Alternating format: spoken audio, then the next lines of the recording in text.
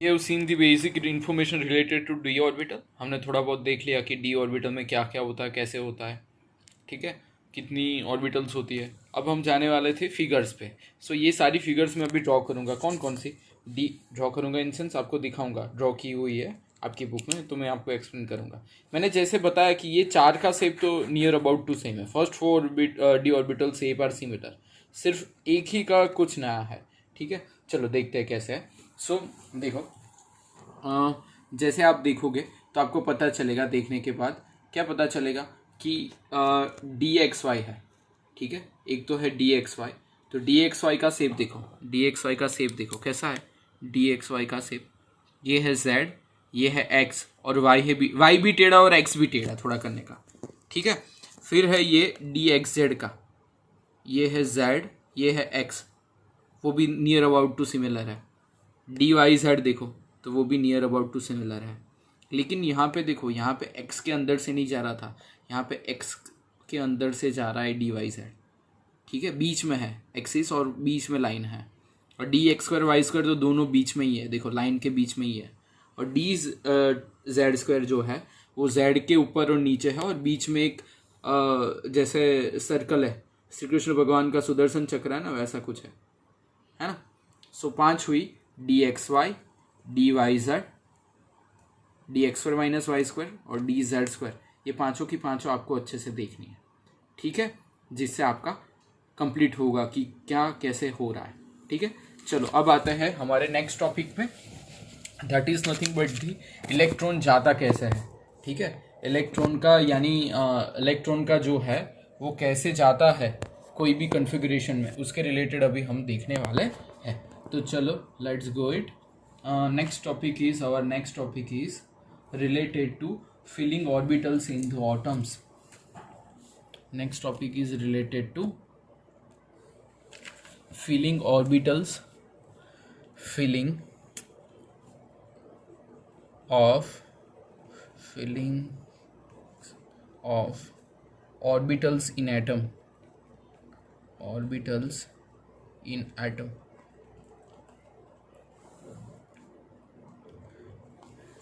कैसे ऑर्बिटल्स को हम फिल करते हैं उसके रिलेटेड देखेंगे. So the filling of electron into orbitals of different atoms takes place according to the different rules. So let's start it.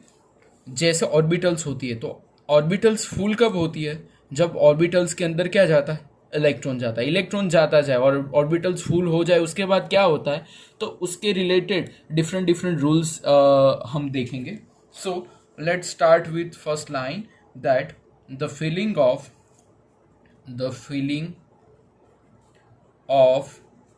electrons into orbitals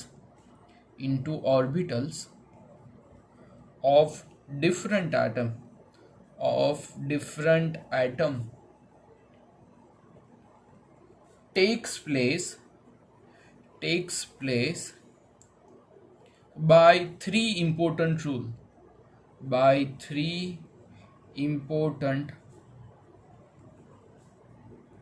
rules. तीन important rule से electron उसके अंदर जाएंगे.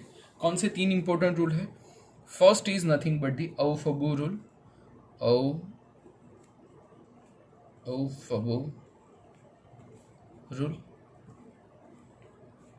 ठीक है. दूसरा जो रूल है that is nothing but the, second rule is nothing but the Pauli's exclusion rule. Pauli's exclusion rule. C is nothing but the Hund's rule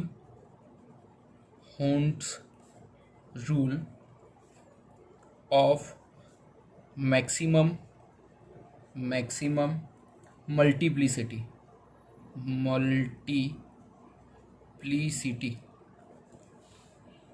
ठीक है. तो ये तीन रूल है, aufbau rule, Pauli's exclusion rule and third is Hund's rule of maximum multiplicity. पूरे गुजरात में जितनी भी स्कूल है, पूरे गुजरात नहीं, इंडिया में ले लो, जितनी भी स्कूल है जहाँ पे ये स्ट्रक्चर ऑफ एटम चैप्टर है और पेपर जहाँ पे एग्ज़ाम निकलेगी उसमें 3 में से एक रूल नहीं पूछा जाए ऐसा कोई पेपर नहीं हो सकता। हर पेपर में ये 3 में से एक कंपलसरी क्वेश्चन होगा, भले वो गुजरात हो, महाराष्ट्र हो, कहीं पे भी हो, ये 3 में से एक रूल पक्का आता है, द मोस्ट इम्पोर्टेंट रूल। ठीक है, तो आप अच्छे से करना। आज सिर्फ एक ही हम करने वाले हैं, that is nothing but the aufbau rule. ठीक है, so let's start with aufbau rule. तो चालू करते हैं अवफबू रूल से। So aufbau is the German scientist and the aufbau जो उसने दिया था, जो जर्मन मीनिंग होता है बिल्डिंग अप, यानी ये देने वाला साइंटिस्ट जो था वो जर्मन था, लेकिन अवफबू का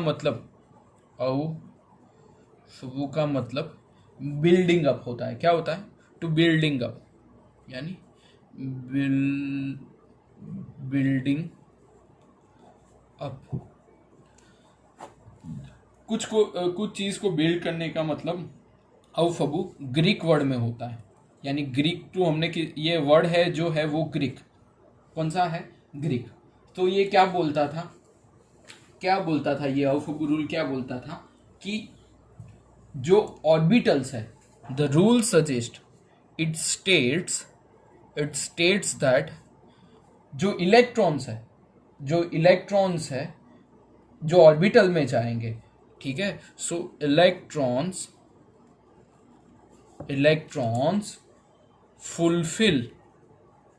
fulfill by orbitals electron fulfilled by the orbitals in order to increasing energies, यानी इलेक्ट्रॉन जो फुलफिल करेगा किसको? ऑर्बिटल को, वो इंक्रीजिंग एनर्जी में जाएगा। इसका मतलब क्या हुआ? जो इलेक्ट्रॉन है, इलेक्ट्रॉन विल ऑक्यूपाई, इलेक्ट्रॉन पहले ऑक्यूपाई करेगा। क्या ऑक्यूपाई करेगा? Electron firstly occupy the lowest energy orbital. पहले जो इलेक्ट्रॉन है वो लोएस्ट एनर्जी ऑर्बिटल में जाएगा, and then it enters into higher energy level, and then it enters to higher energy orbital, यानी फिर वो जाएगा हायर एनर्जी ऑर्बिटल में। पहले वो जाएगा लोएस्ट एनर्जी ऑर्बिटल में, फिर वो जाएगा हायर एनर्जी ऑर्बिटल में। So these are the some important rules related to अवफबू. Okay. Now let's understand about the what it really states. कैसे लोअर एनर्जी और कैसे हायर एनर्जी का क्या चार्ट होता है उसके रिलेटेड हम देखते हैं। चलो, तो पहले क्या करेंगे उसके रिलेटेड एक चार्ट है। ये चार्ट पूरे 11-12 साइंस में अच्छे से याद रखना, तभी जाके बात बनेगी। ठीक है, सो क्या करेंगे? दिस इज 1s 2s, ये s की है तो 1s 2s 3s 4s 5s 6s 7s। आपकी बुक में 7s तक ही दिया है तो चलो कोई टेंशन नहीं। फिर ये हुआ, कितना होता है? एक तो होता है s, एक होता है P, एक होता है D और एक होता है F, इतना होता है। अब P के रिलेटेड बात करो तो ऊपर का और नीचे का छोड़ देने का, एक क्या कर देने का? ऊपर का और नीचे का। तो P का कहाँ से स्टार्ट होगा? 2P 3P 4P 5P 6P।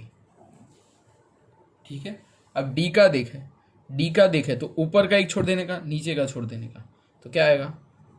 3D 4D 5D, 3D 4D and 5D। और लास्ट में अगर आप जाओगे तो क्या आएगा?